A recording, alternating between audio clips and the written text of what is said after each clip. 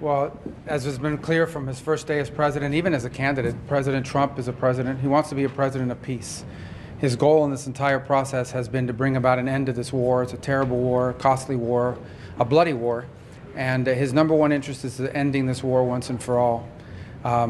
Today we made an offer that the Ukrainians have accepted, which is to enter into a ceasefire and into immediate negotiations to end this conflict in a way that's enduring and sustainable and accounts for their interests, their security, their ability to prosper as a nation. I want to personally thank, we both want to thank the Kingdom of Saudi Arabia, His Majesty, for hosting us, for making this possible. They've been instrumental in this process, and we're very grateful to them for hosting us here today. And hopefully we'll take this offer now to the Russians. And we hope that they'll say yes, to peace. The ball is now in their court. And, but again, the President's objective here is, number one, above everything else, he wants the war to end. And I think today Ukraine has taken a concrete step in that regard. We hope the Russians will reciprocate. Well, just to add to the Secretary's comments, the Ukrainian delegation today made something very clear, that they share President Trump's vision for peace.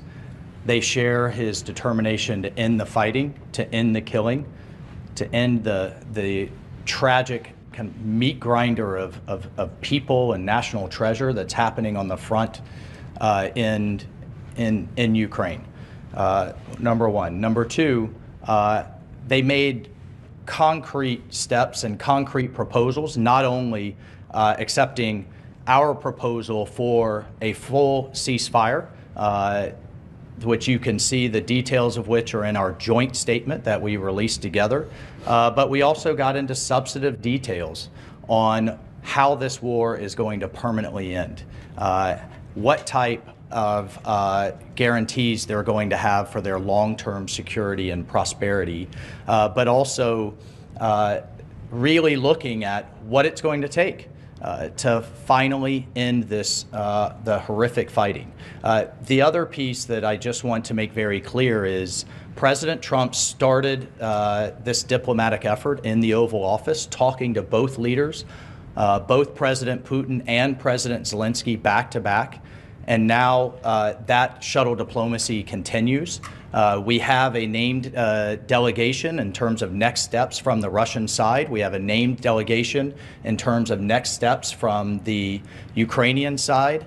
I will talk to my Russian counterpart in the coming days.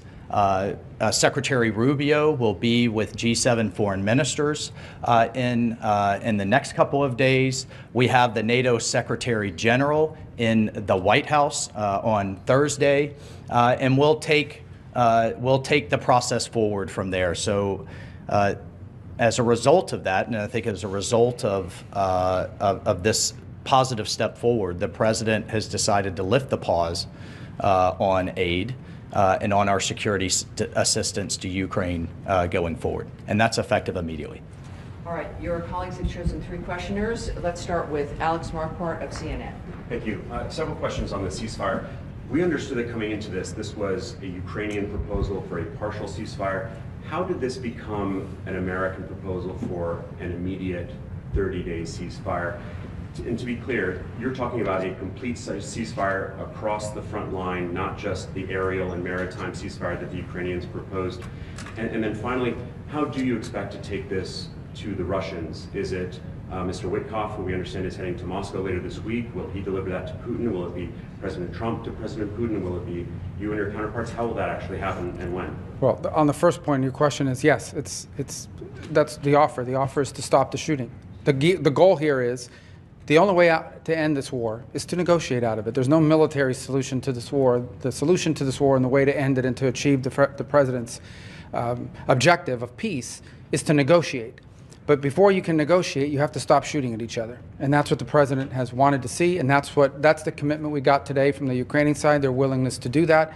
Obviously now that'll be delivered to the Russians. It'll be delivered to them directly through multiple channels, meaning not only will they obviously see it, but it'll be communicated to them through our diplomatic channels, through conversations and other methods, but they'll obviously be well aware. And our hope is that the Russians will say yes, that they will also agree. So the shooting will stop, the killing will stop, the dying will stop, and the talks can begin about how to end this war permanently in a way that's acceptable and enduring for both sides.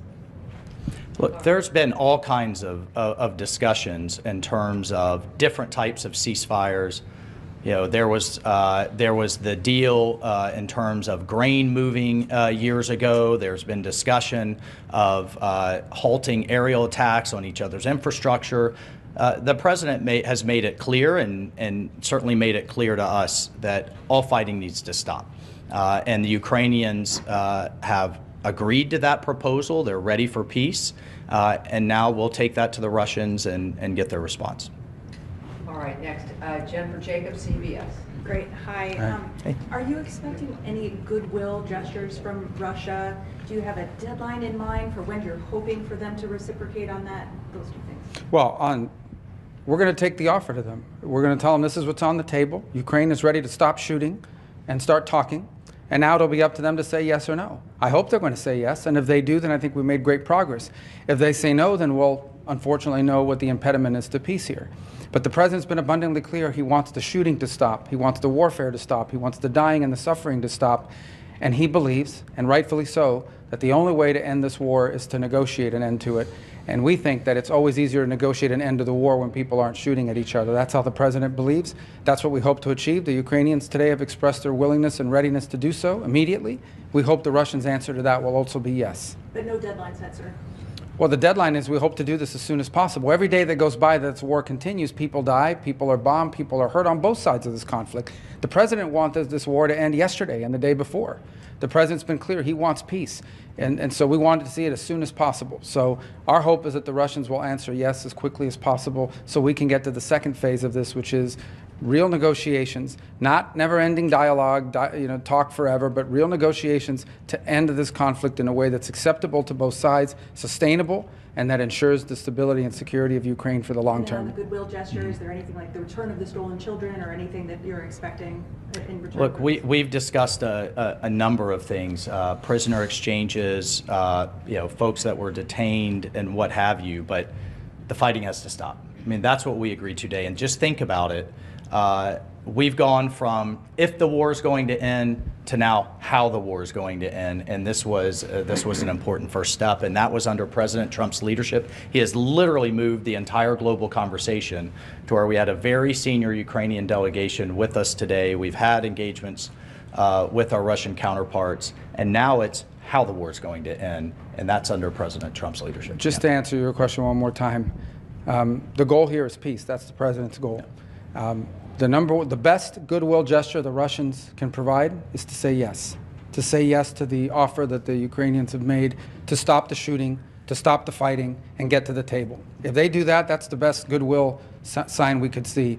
Obviously, as part of that negotiation, as we're talking about how to end this conflict, there will be a lot of issues to unravel. Among them, not the least of which is the humanitarian concerns, the children, the prisoners of war, all the things that sadly come with these conflicts. But the number one goodwill gesture we could see from the Russians is to see the Ukrainian offer and reciprocate it with a yes. All right. And next, for Reuters, Daphne Saladakis. Thank you so much. Could you clarify what security assistance will be resumed? Does this include the PDAs? And why wasn't the minerals deal signed today? What are the outstanding issues there? And if I may, is the relationship with Ukrainian President Zelensky back on track? Do you back him? Well, let me answer the second or the third. You had two, and then I'll let the security advisor talk about the defense and security assistance. On the second question, well, let me answer first on the minerals deal. As part of our communication today, that is something that was negotiated through our Treasury and his counterpart on the Ukrainian side. And so the president, and you see that expressed, both presidents will instruct the appropriate members of our governments to bring to finality the signature of the deal and the signature of this agreement. So that was communicated today, and that's going to happen. That was not the subject of our talks today. I thought I expressed that on our way in. We were here in pursuit of peace. That doesn't mean the minerals deal is not very important. It most certainly is, and we expressed that today in the statements we put out jointly, that the president, our respective presidents, have instructed the appropriate members of their governments to bring this to finality and to conclusion. The second part of your question was? Does the security assistance include the No, there was one after that. And the Zelensky relationship There we back go. on track? Yeah. What's back on track here, hopefully, is peace. That's what matters the most. I know everyone's looking for who likes this is serious stuff, okay?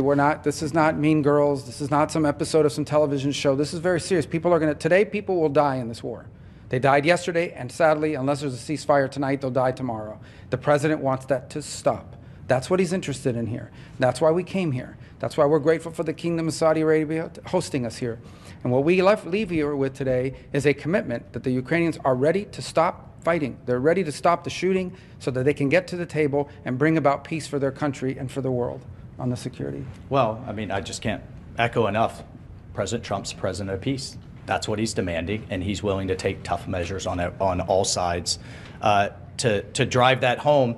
And in terms of the security assistance, it's the current presidential drawdown authority. I'll refer to the Defense Department on the eaches of what munition was where in the process, but it's the current PDA that will proceed to the Ukrainians.